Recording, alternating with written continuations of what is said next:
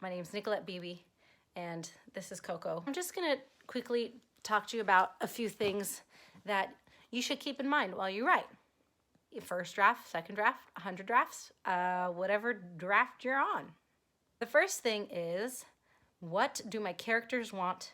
And make sure they get what they want by the end of it. Because if they don't, no one's gonna like your ending. Unless you're one of those writers. The next thing, number 2, is you as a writer should know more than the reader.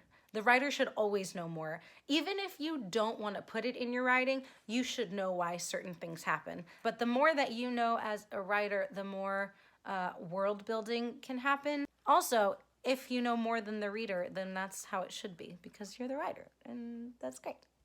Showing, not telling. I'm sure if you're watching this, you already know what that means, and you are already probably sick of hearing about showing and not telling.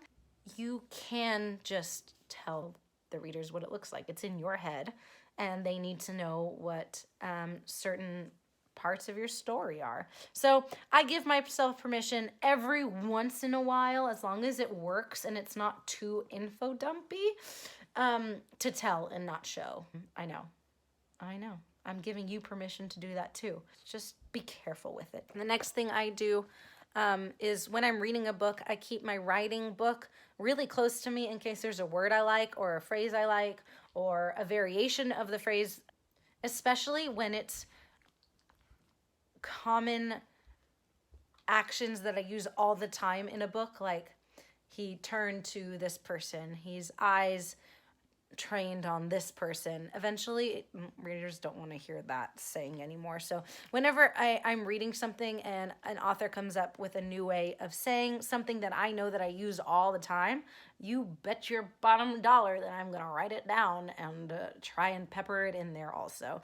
We are all writers and we all work together, and I think it's fine if another writer inspires you to change up your sentence variety. So do that. Also, you can keep your journal with you to write down just words you like or words you don't know that you want to fluff up your vocabulary with. So keeping a journal next to you or some sort of paper, even the notes on your phone, to write down anything that inspires you while you read is great. After I finish writing a novel, I ask myself, what was this about? Because comes a time where you're just, exploding with ideas and you're just writing as fast as humanly possible to get it all out. And then you're like, I'm done. My responsibility to write the story is over.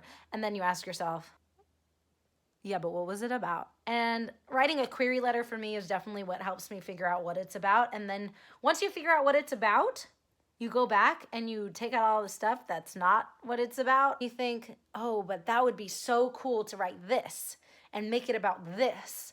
Then you have a real solid story. So always ask yourself at the end, but what was it about? For the most part, that's everything I think about when I write. Thank you for watching. Do the like thing and the subscribe thing and the comment thing if you wanna. Is there anything that you consciously think about when you write to make sure that your writing is as good as it can get?